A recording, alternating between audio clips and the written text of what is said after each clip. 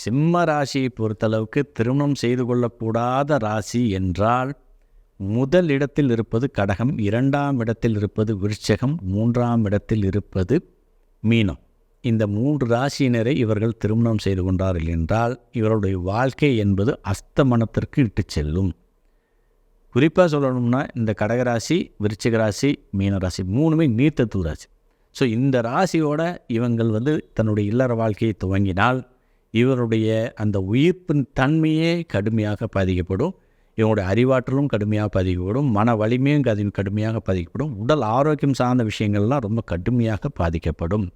சிம்மராசியை பொறுத்தளவுக்கு இந்த பெண்கள் மிகப்பெரிய அளவில் இந்த காதலால் ஏமாற்றப்பட்டு ரொம்ப துன்பத்துக்கு ஆளக்கூடிய தன்மையில் இருப்பாங்க. அவங்கெல்லாம் பார்த்திங்கன்னா எக்காரணத்தை கொண்டு இந்த விருச்சிகம், மீனம், கடகத்தில் தன்னுடைய வாழ்க்கை துணையை காதலித்து இணைந்திருப்பார்கள் அப்படிங்கிறது தான் யதார்த்தமான உண்மைநிலை.